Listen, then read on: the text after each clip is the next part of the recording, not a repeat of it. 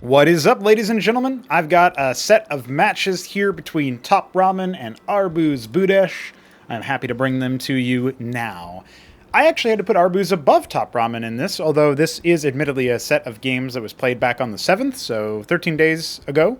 We are going to see how these two fared. But Arbuz has been grinding out a lot of matches. He did very well in his debut in the tournament scene, where he popped on in the May Royal Invitational, took him up to some interesting states, and even defeated Hamster. Now, TopRamen, on the other hand, has kind of come on back somewhat recently, and he's trying to play himself back into his usual form, where he was able to qualify into the lovely Battlement stage of Acropolis number 1. He even took down Neblime back in the day. We'll see if he can get back to that level of play. We're going to be starting off on Maxiom, a 4-spawn map by BDB. Then we'll be going to a 2-spawn map by BDB called Genesis Y. Let's see what happens behind door number 1 in game number 1. And look at this, we've got a bit of a color challenge here. There's a bug that I think we might have already fixed this, but this again was an older game. Interesting stuff here. And here we have, of course, TopRamen in the bottom right, actually. That was a fake out there. ArbuzBudesh in the top left and TopRamen in the bottom right. I always joke that TopRamen should be in the top right because TR. But, yeah, there you go. We got the Vermilion Protoss here. And I think this is just classic red. Yeah. So I didn't even bother guessing this color. So I don't know. I guess you marked that as a fail. You know what I mean? But some nice words exchanged by our two players. One of the things that I think is worth pointing out here is that the players do not have these colors in game. This is a bug that was like serializing the wrong player colors to replays. So that's a bit silly. But we are going to be just fine over here. We're steeled people around here. We know how to commentate this sort of thing in general. And so as we get a little bit deeper into the set, it looks like Arbuz will be going for his Gateway, Ramen going for his Fulcrum.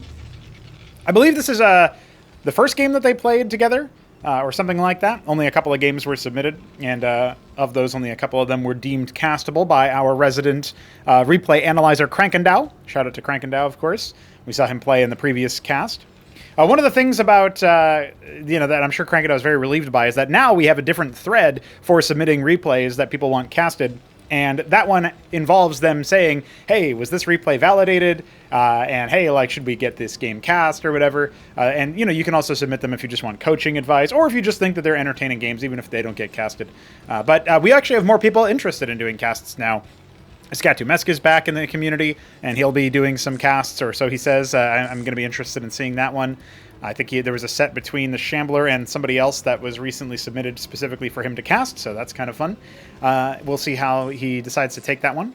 And then, obviously, we have a Shadow Fury 333, who's joined me for a cast already, and has expressed interest in doing it, probably during the weekends, since he does work during the week. Arbuz will not be able to scout very far here, and so that all those mines will stay intact. The Vulture going to go ahead and pick that worker and scout the top right, while the Mason scouts the top left. It will be welcomed by a Hierophant that is happy to tickle the worker there. And so I don't actually know that Ramen will be able to get too much going in this situation. By the way, we do have Shift-Tab, but as you can see, it doesn't actually do anything in the replays. The reason being is because it only works for non-allies, and I actually don't know why it does that in the replays for Cosmonarchy. That's a bug that we still have not been able to rectify. When you are actually in a witness slot, and if something like this were to happen, which never actually happens in game, only in replays, which is kind of funny, you could go into your alliance settings and unally one of the players, and then you'd have like red and yellow or whatever. So still there, still works. Ramen thinking about dropping a treasury over here at the natural. I would say treasury because he has nothing in the bank for money, so he must be thinking about buying the cheaper option. That does mean that he'll have to add a quarry on in order to produce any additional workers from the queues. We had an interesting chat message earlier today in the server by someone who watches a lot of the casts. Twinsen Odyssey, I believe is the name. They had something to say about the fact that there's not that many active abilities, it seems, in the game. And that's actually by design. Instead, we've kind of attempted to replace those kinds of interactions with interactions of scale, interactions that work at scale. And by that, I mean passive abilities where your unit positioning is going to matter a lot, and so you can still get a lot of value out of microing them, and they happen at fixed intervals that are very playable. You can kind of play around them. That feels a lot more approachable. So as we see this fight go live, we've got the mines that the vultures can lay. That is actually going to stun one of the zealots, but you're also noticing that some of those vultures ended up getting slowed. That's due to the Hierophant attacking a vulture and applying a bit of an overlay onto them to signify that they are indeed slowed. And so that is movement speed slow that turns into an attack speed slow if the Hierophant attacks the same unit multiple times, right? Attacks them multiple times. And meanwhile, we've got the ever-important Ecclesiast that Arbuz is always favoring, which when it attacks a victim, that victim radiates shield points for any Protoss units in the area, any allies to the Protoss in the area. So that means that the Zealots, for example, will be able to stay alive a lot more if the Vultures stay within attack range, right?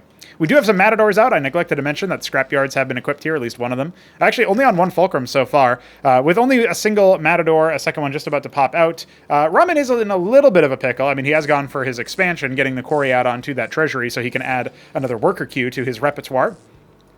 So he's kind of going off of tempo here, but that does mean that he's very vulnerable in terms of his unit count. Arbuz has way more military units, and he will end up trying to crash upon Ramen's forces here. He shows himself a little bit. This is going to have to be an opportunity where Ramen tries to fall on back, but look at the minefield over here. Nice double mine there. It actually ends up stunning one of the Ecclesiasts in the back, but look, you got to be really careful about where you play relative to the mines. That is going to allow the Matadors to step forward and start to incinerate the Zealots, reducing their armor. Now we've got more mine hits. Is that going to provoke Ramen forward? It feels like he could have maybe capitalized upon that, but more is coming. We've got Vassals swooping on in from the top. That is going to go straight for the mineral line. The only units that can attack air are indeed the Matadors. We do have a Goliath halfway complete. A Watchdog gets started, but this could be very, very difficult for Ramen to deal with. He's completely abandoned the front, and the Vultures are not going to be any good attacking up. So even as these Vassals end up starting to fall, and the one mine here and there, keeping a couple of things going. I don't know how that Zealot died. I feel like that was a misclick by Arbuz, but it looks like he's just about to ransack this base. Ramen in a little bit of trouble. Charges forward with the Matadors. They are very speedy now. Can deploy them for extra armor and for that incineration, but now starting to incinerate the Ecclesiast. That's a pretty big deal. They don't have any less armor, but they're very squishy units, and Drakodins are out here to try to snipe. We've only got the one Goliath. Arbuz might have just done it. I mean, there's a lot of money in the bank for both players, but there's very limited production. I talked about it earlier, how Ramen is definitely in a bit of a pickle.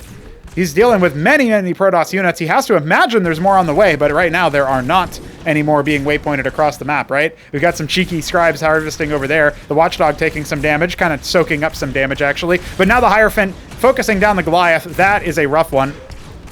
And GG has to be called. Ramen not able to hold off the tide of Protoss. That is going to be a nice early victory for our resident Greek, ArbuzBudesh. Let his name not fool you. Have yourself a watermelon and just enjoy the ride, because we're going on to game number 2. And would you look at that? We still get to have the same exact colors. We love that sort of thing going on. Actually, I think this is Vivid Red. It is. And Ramen, of course, just with a regular red. So very lovely stuff. Yeah, this is definitely something we don't see anymore. So a little bit of a throwback bug. But don't worry. Vermilion was a little bit easier to distinguish on the minimap for me. This one is practically imperceptible. There is a difference in shade, but it's very, very minute. So really testing my observational skills. But ArbuzBudesh in the top right of Genesis Y. TopRamen in the bottom right. Still not allowed to get to the top right spawn. I'm telling you, man, that's an opportunity. He just auto wins if you get that. That's the narrative I'm pushing anyway. In fact, I'm pretty sure that's not been the case. But, well, I say that. But looking back when he played on Derelict versus Taco Cake in Battlements, he actually did lose the game. I mean, he lost every game against Taco Cake. But when Taco Cake was top right on Derelict, then TopRamen was, he did lose. So, there's something about that. And I do think that TopRamen was bottom left on Axiom, but I don't know about that one. Oh, it looks like this is a version of Genesis Y that had excess minerals by 1, so that's kind of interesting. Yeah, that's, I mean, we try to keep it standard. It's not actually a strict requirement for people to do that in map making, but I feel like if we control for some variables about maps, like the, space between expansions and like the number of resources in most of them, for one, it does, like what Ramen is saying here, 24 workers is max at, it gives you a little bit less to try to remember. But I'm totally open to people experimenting. Sometimes we have people who try to have like double gas mains, and sometimes people have double ridge mains or no ridge mains, just the geyser, and stuff like that. So, I'm fine with people experimenting, but I think if you want your map specifically to get played in like tournament play, it's probably going to have to be a little bit more on the standard side. So just a word to the wise for anybody who's thinking about doing some map making. Over here we do have the Fulcrum opener with the Vulture. The gas has been harvested for the quarry, and the Scribe will get in to see what's going on here. I don't know that he went deep enough to see the quarry, and now he actually isn't going to be able to. But he can probably surmise. I mean, he sees the gas harvesting, right? He can probably figure that out. Double gate coming up for Arbuz. He has the Hierophant nearly complete, so he'll be entirely insulated from any Vulture harassment. I said harassment seriously in that pronunciation in the middle of a cast recently, and I was like, oh, I should probably stop jokingly saying harassment, because I only say that as like it's like fun and satisfying to say it in a different voice for me. Don't know why. Probably autism. But you know, you got to have a little bit of fun here. So this 1-kill vulture will scoot up. Remember, these biotic bastions help you with walling on this map. We actually saw, was it Hit 'em Up? Hit 'em Up did that on Genesis Y versus Krankendow. He had a nice gateway, pylon, matrix setup, and he had like 3 Ecclesiasts guarding that. So that was pretty nifty, I thought. It's really cool to see how different players play. I mean, as a game designer, one of the best things that you can see as like a little testimony to the interest of your game, the interest level, is, do you get people who play very differently than each other with the same tools? Like, do you get very distinct gameplay experiences, basically? That's sort of what I'm getting at here. And I feel like, yes, we do in Cosmonarchy. I mean, there's a lot of different tools, which definitely helps. And I love when people get into heated discussions about how, you know, somebody will say the Eidolon is useless and somebody else will say the Eidolon is very useful, actually, and very good. And so stuff like that is very funny to me. That's just an example. Obviously, Cyclops before that, where something like Veek called for them to be nerfed when everybody, well, not everybody, but many other people were saying they're absolutely useless. And I was like, I don't know, dude, they're pretty good, but I don't know if they need to be nerfed. They certainly feel really good versus things like Zerg and stuff. And now people are saying that they can hold, like, Hit 'em Up apparently found a way to use Cyclops versus Gateway Toss to destroy them. And it's like, bro, people are finding all sorts of crazy stuff about this game. And so just that discovery process is very satisfying, I must say. And so I appreciate everybody who checks out Cosmonarchy. And, you know, Twins and Odyssey talking about, you know, their impression of the game just through the casts and not having played it and not seeing that many abilities and caster units and stuff. You know, I appreciate hearing that from people anyway, because it's not like you... Obviously, it's nice to know when people have skin in the game, when they're like, hey, I really I like this project and I think this about it. Like, that's helpful to me. That's useful to me. That's feedback that I appreciate. And then when it comes to the... you know, looking at the rest of the field, so to speak, it feels to me like, you know, when people are at least watching a lot of videos before they comment, like what Twinson did, that's good. You know, then I know there's some informed nature to the commentary, right? And so, actually, if you guys have any thoughts about caster units and abilities and stuff, and the passive abilities that we have in Cosmonarchy, and how those have maybe changed people's expectations and all that stuff, let me know. Let me know what you guys think, because maybe there's more people who think that about the caster units. The one exploratory legionnaire is going to get got and gatted. But remember, there's more mines where that came from, and that's a nice meaty hit. That's getting 7 different units. We got another one, and that one maybe is a little bit less helpful for Ramen. In fact, I think we might end up seeing back-to-back busts here. But no, there are way too many Matadors for this Protoss to break on through. A much more safe opener here, it looks like, delaying that Quarry. And indeed, now being able to give chase with those vultures. Remember that the Ecclesiasts have that movement speed increase, and you're right up in their face. That's going to benefit them with a shield restore. They should be able to pick off a couple of vultures before inevitably falling. Well, I say inevitably falling, but some reinforcements pop on back, and the Hierophant's still alive. Has that been a bit of a mistake for TopRamen to allow? He's only got the 2 Goliaths and, of course, his lobotomy mine back at home, but I was going to say Arbuz might not want to jump in on that, and it looks like I am correct with that. So let's pan back over to his base. The 3-gate production continuing. His Nexus now completed. No quarry yet established, but the gas being harvested by TopRamen, who's adding a fulcrum and a stockade for additional production. And we'll see what more he wants to do. Quarry begins. Very interesting situation here as the Stargate is added in. Only 1 pylon in the main, 1 pylon period. Really showing you that Arbuz he's no stranger to the project. He understands you don't need those pylons. They're more of a suggestion after you get one of them.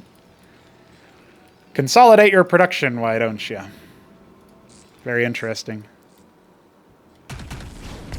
We don't have any scanner sweep or anything, so there's, you know, you just straight up scout your opponent if you want to, that sort of thing. Some Matadors end up going down, but the Ecclesiasts are soon to follow. In fact, only one of them remaining, and that Matador once again charging up into the face. I'd be focus firing that Hierophant. Wow, actually diving a little bit too far forward. That's going to take out 2 of the Draconans with that Spider Mine, or Lobotomy Mine as it is now.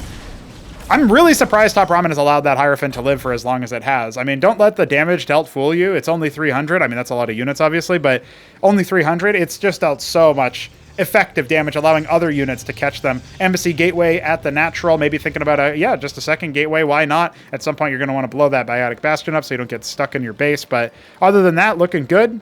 Some repairs coming in for the Matador and the Goliath that were a little bit on the damaged side. I guess it was just the Matador, actually. All right, and so Ramen is maybe thinking about poking out. He's adding the Cleric here. As the Stargate comes online, it will be Exemplar. But it's going to get to a point where the Goliath-Matador combo is pretty difficult, especially with healing from the Cleric and stuff. Pretty difficult for the Gateway army to contend with. And Goliaths do very fine versus Exemplars. In fact, you might be remembering a game between Hit-em-Up and ArbuzBudesh, where Mass Exemplar and many other units took on Goliath Man, where it was like, I want to say it was something retarded like 12 Fulcrums producing nonstop Goliaths. I'm pretty sure that's the level of, that we were seeing there, so... You know, pretty good stuff. Witness coming out of that embassy. Exemplar nearing completion. Yeah, there's way more Goliaths than Ramen would need to defeat the Exemplar menace as of right now. But Zealots are starting to filter on in. It feels like maybe Arbuz is realizing he's going to need some sort of front line for his composition. The Matadors definitely help with that. It's sort of the same reason you would incorporate Hurricanes into a mech composition, is what Matadors can provide you when you deploy them. But here comes the third base for both players. Curiously, top left is going to be in the sights of Arbuz as a treasury gets put down in the more conventional third spot. Ramen being a little bit more on the safe side, sending a Vulture out. We do have a cross scout from the Witness coming in for Mr. Arbuz. And look at this, the Vulture actually going to deny the Nexus in the top left. That is nice from Ramen. I don't know how he thought that might work, but like he didn't scout this, he scouted that in the top left. So very interesting play from him. He will finally get that worker. Is a little bit beleaguered, but yeah, the Dracoden's going to clean that up nice and easy. I think Arbuz has nice reactions to certain things. I've seen other players just send their entire attack force after like one Zealot. I know that seems really silly to say out loud, but not doing that is a great move. I do appreciate that, and I do applaud that. So just pinching two Dracodons off and then sending them away is, I think, a fine move. I don't know if that Witness spotted the treasury over here in the third. I didn't really quite track the angle that it went in. I think it was like more over here. So he might not be aware that the third base is going up elsewhere. Nexus now being set up, those two Dracodons going to stand its guard. A nice Warden over here. This extends the sort of nature of the Bastion wall, so you have to kind of move a little bit further out to send, like, say, Vultures for a run-by. We've got a nice concentration of mech forces holding the spoke to the north of the natural here for TopRamen, and he is going to be able to shoo away some of those early melee units, forcing Ramen to fall on back. This mech army can beat this Gateway army. So keep that in mind. We do have the Atlas starting for Tier 2. That's a pretty big deal for TopRamen. Means that he's going to be in a pretty good spot, and he will absolutely run amok through this military force. I don't think Arbuz realizes just how badly he's about to get wiped. So the Zealots end up going down. Got multiple Dracodons being popped, and he's going to start tucking tail and evacuating. He's got Witnesses in a few key locations. He sees the third base. He sees where the military is. So he is absolutely aware of what's going on. But he needs to rally the troops, get some more Gateway units out. He's got a nice stack of 3 Exemplar, but you do need more than just that. I mean, there's so many Goliaths here that as long as you're fighting over open terrain, the mech army is just going to smash face. Falling back to the spoke, this time north of where Ramen originated from. This is in Arbuz territory. Now, which one is the watermelon? Is Arbuz the watermelon or Budesh the watermelon? Somebody can tell me in the comments as the Zealots start to get roasted alive by these Matadors. Frontline being traded down on both sides. We've got more Dracodons coming, but no more frontline, and the mech army is just immense. Look at the amount of power is being popped out of here. We don't have any more Exemplar coming. It's just these 3. And now the Warden's popped out. 2 Dracodons just getting annihilated as soon as they start. And the Matador charging up forward. As soon as it deploys, we're going to see some roasting. Remember that the armor goes up in that form as well. So Scribes are not going to be able to really fight versus that. It looks like Ramen's been able to slap back real quick in this game. 2 very, very quick matches here. That's what I'm thinking. And you know what? Sometimes we need those quick matches. You get to see how Ramen and how Arbuz are faring at this level, and we get to check in on them in the future when we see Arbuz play even more impressively than he did in that first game. I'm sure we'll be able to see more out of Ramen as well. Hope you guys enjoyed this very red set of games between Arbuz and Ramen, and we'll be back very soon for more Daily Cosmonarchy. GG's.